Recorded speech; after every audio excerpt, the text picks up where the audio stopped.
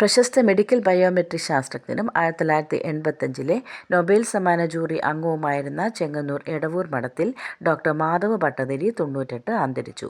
തിരുവനന്തപുരം പൈപ്പിൻമൂട്ടിലെ സ്വാതി ലൈനിലെ വസതിയിൽ ഇന്നലെ വൈകിട്ട് 7:30 അന്ത്യം.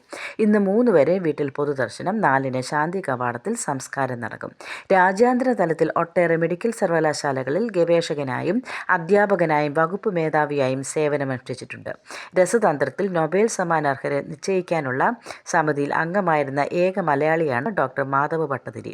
ഇൻസുലിൻ കണ്ടുപിടിച്ചതിന് നൊബേൽ സമ്മാനം നേടിയ ഫെഡറിക് ബാറ്റിങ്ങിൻ്റെ ഗവേഷണങ്ങളിലെ പങ്കാളിയായിരുന്നു. അമേരിക്കയിൽ ഡാലസ് സർവകലാശാലയിൽ മെഡിക്കൽ സ്കൂളിലും കനേഡിയൻ സർവകലാശാലകളിലും അധ്യാപകനായിരുന്നു. മലേഷ്യയിലും എത്യോപ്യയിലും നൈജീരിയയിലും ആദ്യത്തെ മെഡിക്കൽ കോളേജുകൾ സ്ഥാപിച്ചപ്പോൾ ബയോകെമിസ്ട്രി വിഭാഗം തലവനായി. ലണ്ടനിലെ ഇന്റർ സർവകലാശാല കൗൺസിൽ ഫോർ ഹയർ സ്റ്റഡീസ് നിർദ്ദേശിച്ചത് ഡോക്ടർ മാധവ ഭട്ടതിരി ആയിരുന്നു.